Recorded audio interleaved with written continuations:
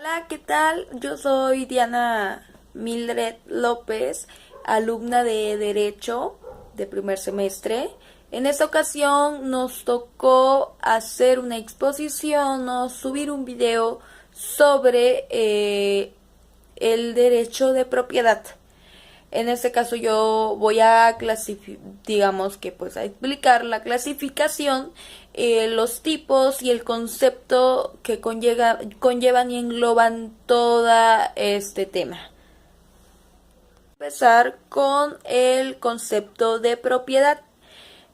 Propiedad es la facultad o derecho de poseer algo, que es el objeto en el marco jurídico aplicable. En el ámbito legal, la propiedad es el poder que se ejerce sobre un bien. En este caso, le da al titular la libertad para manejar, coloquialmente hablando, como se le dé la gana, digamos, esta cosa u objeto. Hablando sobre la clasificación de la propiedad, es un derecho real. En, en unos minutitos voy a explicar qué es un derecho real, qué son los derechos reales. La propiedad es absoluta y excluyente. Es perpetua, es elástica, es embargable. Voy a explicar también, hablando de lo elástico, aquí se refiere más que nada a que conserva su forma natural, que no cambia. También debo incluir que es transferible y grabable. ¿Por qué transferible? Porque se transfiere. Hemos escuchado muchas veces, ejemplo, que tal banco, tienes una deuda con algún banco y este banco vende la deuda o la cosa o la hipoteca, por ejemplo. No voy a entrar mucho en detalles porque quiero explicar primero antes los conceptos y ya después voy a exponer y a dar un ejemplo de la propiedad o una pérdida de propiedad o un problema con la propiedad. La propiedad comprende tres facultades. Una que es la jus utendi, que es el uso, el jus ruendi, que es el goce, y el jus abutendi, que es el disfrute. Bien, hace un rato comenté sobre los derechos reales, más bien sobre que la propiedad es un derecho real, es una de sus características. Y bueno, el derecho real, hablando metalingüísticamente, se define como el derecho que autoriza a su titular a tener ventajas económicas sobre alguna cosa, sobre alguna propiedad, sobre alguna, lo que sea, sobre alguna cosa. Define como el poder, como un derecho privado, como el poder de tener pues la dominación sobre alguna cosa frente a cualquiera. La clasificación de los derechos reales se dividen en tres y estas se vuelven a subdividir. Entonces, son tres. Existe el derecho real pleno, el derecho real provisional y el derecho real limitado. El derecho real pleno es considerado como la propiedad o dominio. El provisional es el poder que se concede con una cosa ajena, pero decae con una más fuerte. O sea, solo es por determinado tiempo. No es permanente en caso de que haya algún otro poder más fuerte, no perdura. Y los derechos reales limitados, que son los que hace un rato comenté, que son el del uso, el del goce y el disfrute. O sea, si se dan cuenta, esta se divide también de nuevo en tres. Hablando de la servidumbre, voy a decir conceptos y tipos. El concepto es un derecho real establecido sobre una cosa en provecho de una persona y o fundo, de un individuo distinto. En este caso sería de alguna persona que no es la propietaria directa. Los tipos de servidumbre son reales, en sí son rurales y urbanas. Las rurales pues son pues las de un pueblo, sabemos, ¿no? Bien, ejemplo de esto son el derecho al poder transportar a sus ganados, a sus cabezas de ganado, ya sea caminando a pie o en carros, el derecho a andar en tractor, al transportar todo su material de campo. Todos esos derechos, ejemplo también, lo vemos muy seguido con los ejidatarios, que son los que, pues, en sí tienen un poder más, el tener un terreno, ¿no? Un rancho, unas hectáreas. Vemos también que a veces hay, pues, abastecimiento de agua de un solo pozo, de un solo lago, o hay se reúne un grupo de ciertas personas de las cuales extraen ahí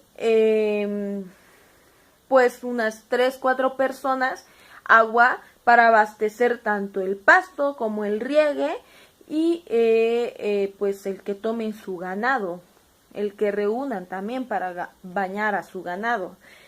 Incluye también el derecho del pastoreo. ¿Qué más? Infinidad de cosas del campo, de lo ruralmente hablando. Ahora, bien, lo urbano.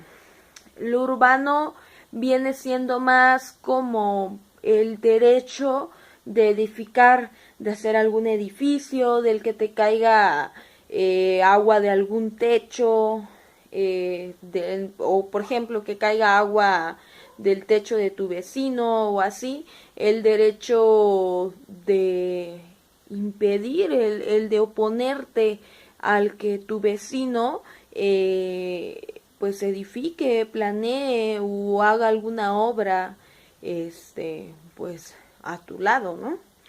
El derecho también al compartir alguna barda, son ejemplos muy parecidos, pero un poco más pues desarrollados, podría decirse. El derecho de garantía. Este otorga el poder al titular, digamos que pues de alguna cosa ajena, y como garantía tiene la libertad de por incumplimiento, bueno, en realidad es un cumplimiento obligatorio, la garantía.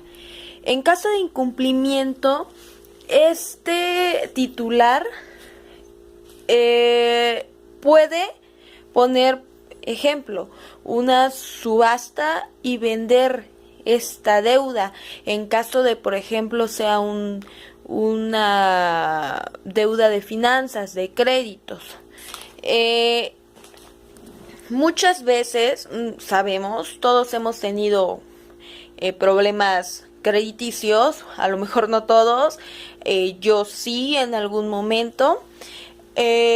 Regularmente ellos manejan la situación pues después de un tiempo de incumplimiento de pago, esta se pasa a jurídico. lo cual corresponde ya a los abogados. Venden la deuda y de esta forma ellos se desligan pues de estos problemas. Tanto así que no solo es un beneficio para ellos, sino también, o sea, para el que va a estar manejando el caso. En este caso, valga la redundancia, tanto se cobra la deuda como los gastos del jurídico. Y con todo el derecho, o sea, sin problema, puede hacerse esto. Hay tres leyes, o más bien tres tipos o clasificación, o ¿cómo podría llamarlas? Que regulan esta situación sobre el derecho de garantía, que es la prenda, la hipoteca y el antícresis, perdón, las cuales voy a definir una por una, pues enseguida. Ejemplo, recae sobre los bienes muebles, y estos también, ejemplo, voy a poner cuando te piden una referencia o algún aval, o sea, tú no pagas, ejemplo, se van después con tu primera referencia y después con tu segunda referencia. Ese es un ligero ejemplo. La otra es la hipoteca. Estos son, ejemplo, el embargamiento, o bueno, es como yo lo logro entender. Estos van sobre los bienes inmuebles.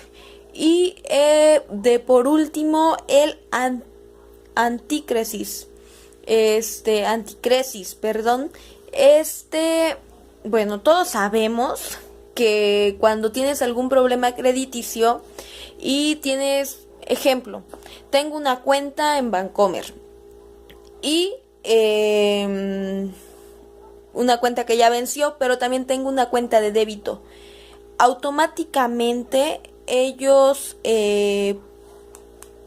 agarran de esa tarjeta de débito y de ahí empiezan pues a absorber todo tu dinero y se empiezan a cobrar automáticamente, a veces sin consultarlo. Es por eso, o sea, doy ese ejemplo. Viene más bien, o sea, siendo como más crediticio, o hasta, ejemplo, un préstamo de gobierno también, o sea, automáticamente te lo van descontando de tu cheque. El poder de posesión. Este poder es más que nada el no titular, sino el poseedor tiene el poder de retener alguna cosa. Este se divide en dos, o sea, su clasificación, su división es en dos. Es el corpus possessionis, perdón, y el animus possidendi. Bueno, la primera, más que nada, viene sobre el propietario. ¿Cómo decirlo? Explicarlo. Tiene que, ejemplo, este propietario tiene un coche, le debe a tal persona, a esa persona quiere cobrarse con el coche de la persona. Entonces, en la fecha y hora que él lo diga, o sea, va a querer posesionarse de ese coche. No sé si me explico. Es más que nada el animus possidendi, es más que nada posesionarse sin decirle al propietario. Ejemplo, hay muchas personas que luego se posesionan de casas que en realidad Al final no es que tengan una deuda, sino simplemente se posesionan porque las casas están abandonadas. Ese es un ejemplo. Como termino este tema, esta exposición, espero y haya quedado todo claro. Yo creo que lo expliqué bien. Y bueno, el tema al final fue el derecho de propiedad y pues todo lo que conlleva.